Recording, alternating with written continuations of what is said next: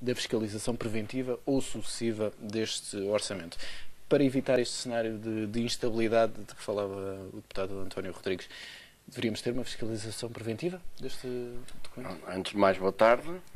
É óbvio que aquilo que se exige a um Presidente da República que esteja a cumprir as responsabilidades que assume quando é eleito para o cargo e presta um juramento nos termos do qual assume perante todo o país a obrigação de defender a Constituição, que perante normas de natureza inconstitucional as submeta à fiscalização preventiva. Esse argumento de que é inconstitucional, mas deixa lá promulgar e entrar em vigor, para só depois se ver, só depois se remeter para o Tribunal Constitucional, é uma coisa completamente indigna num Estado de Direito. E que deveria, se existisse num país como o nosso, um mecanismo do estilo do impeachment, determinar imediatamente o afastamento do Presidente da República. O Presidente da República está naquele cargo, os portugueses elegeram-no para defender, antes de mais, para defender a Constituição. Essa é a sua primeira e principal tarefa. Um Presidente da República que se recusa a fazer isso, para fazer o frete ao Governo, para tornar mais fácil a vida ao Governo,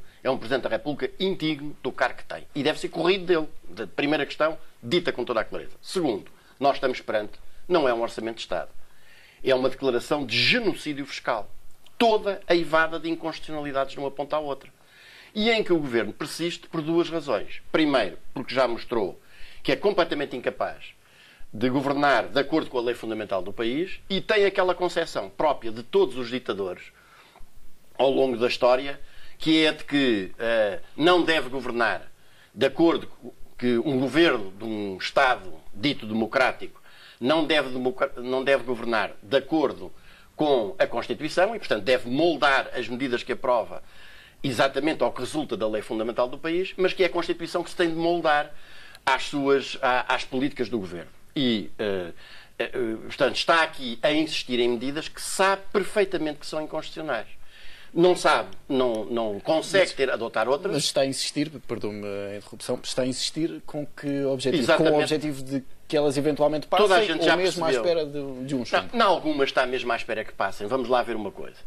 Quando se insiste em medidas que, do ponto de vista da despesa, significam um corte de 3.184 milhões, dos quais 83,9% do corte são cortes nos salários e pensões dos trabalhadores e aposentados na função pública, nas prestações sociais e nas prestações sociais em espécie, é evidente que o Governo sabe perfeitamente, por um lado, está a adotar medidas que estão a ir abaixo do patamar mínimo. Eu julgo que vale a pena falar nisto. O Governo vai tributar os rendimentos superiores a 600 euros por mês. E os assistentes operacionais da função pública, que recebem qualquer coisa como 611 euros, são cerca de 130 mil pessoas. Portanto, há mais 130 mil pessoas que até aqui, 600 euros, nós estamos a falar de 600 euros, um rendimento absolutamente miserável, até esses vão ser tributados. Quando o Governo tributa os rendimentos do trabalho em detrimento dos rendimentos do capital, viola um princípio fundamental da igualdade, que até agora não se tem falado muito dele.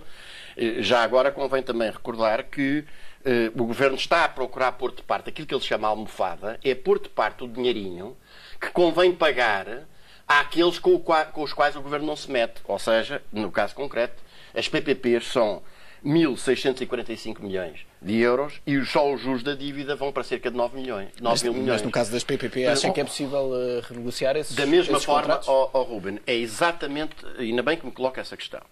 Os contratos com as PPPs são contratos de direito público. Como são contratos de direito público, os contratos de trabalho que o Estado tem com os seus servidores, digamos assim, com os trabalhadores da administração pública. A circunstância do Estado entender que pode mexer unilateralmente e de forma substancial, tributando de um modo absolutamente inqualificável, não apenas aqueles que estão no ativo com salários baixos, como inclusivamente aqueles que já tiveram uma vida inteira de trabalho e que neste momento não têm nenhuma alternativa sequer em termos de mercado de trabalho, ou seja, os reformados e os pensionistas. Um governo que que está a atuar desta maneira, evidentemente que está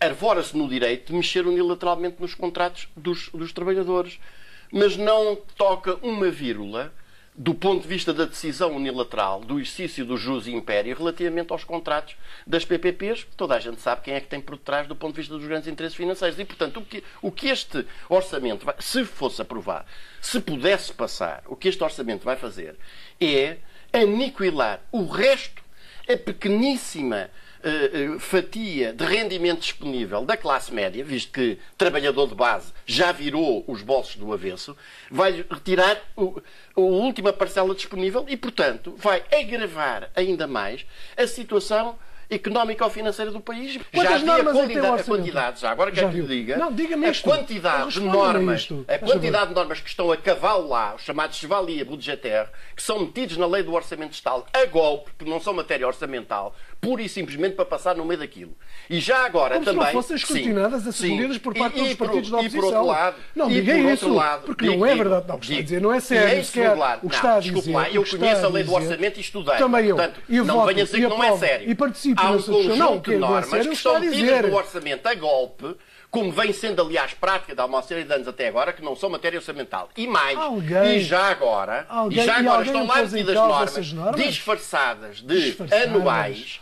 Disfarçadas de anuais. Se me permitir que eu complete uma frase, eu digo. Estão normas disfarçadas de anuais, como são, por exemplo, as alterações aos impostos, as alterações ao regime das pensões, que era interessante que nós falássemos aqui, visto que está lá metida disfarçadamente uma norma que significa, de facto, um agravamento da idade, um adiamento da idade da reforma em termos em aberto, não é sequer para os 66 anos. As normas que os senhores pretendem aprovar a golpe significa que nunca mais se sabe qual é exatamente a idade da reforma e caminhamos no sentido das pessoas se reformarem na manhã do dia que morrem para não haver pensões. A alteração do fator de sustentabilidade de 4,5% para 12% é boca? Ou está lá na lei do Orçamento de Estado? António Rodrigues falou aqui na questão do Partido Socialista. Pergunto se em 2014 voltaremos a ter um acordo PS, PSD, CDS. Não, provavelmente até se tem nas eleições, porque toda a gente já percebeu que o PS não tem nenhuma política substancialmente diferente do PSD, não vai ganhar as eleições com maioria absoluta e se vai entender, pelo menos enquanto o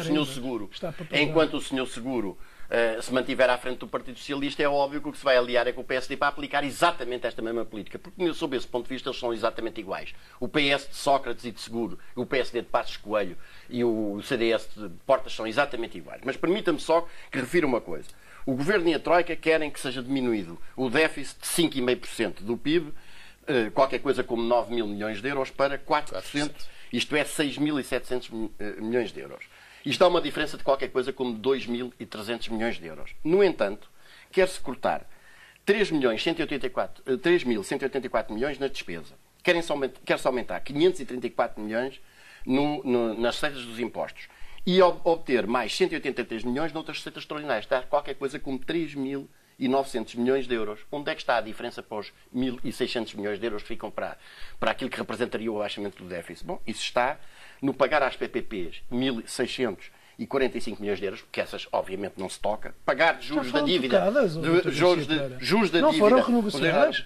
Juros da dívida não foram alteradas como se fez aos contratos de trabalho dos trabalhadores da administração pública. Juros da dívida 8.174.000 e 6.400.000 para apoiar a banca. E já agora, vez que se falou na banca, concluo dizer o seguinte: vai haver um aumento da contribuição do setor bancário. E eu chamo a atenção só que o aumento das contribuições que recaem sobre os aposentados e os pensionistas, as contribuições para o ADSE, o SAD e o ADM são 130 milhões de euros. O aumento da contribuição do setor bancário são 50 milhões de euros. A contribuição extraordinária para o setor energético são 100 milhões de euros. Quem diz que este orçamento não consagra a proteção dos interesses do capital e cai a pé juntos em cima dos rendimentos do trabalho, está obviamente a tirar areia para os olhos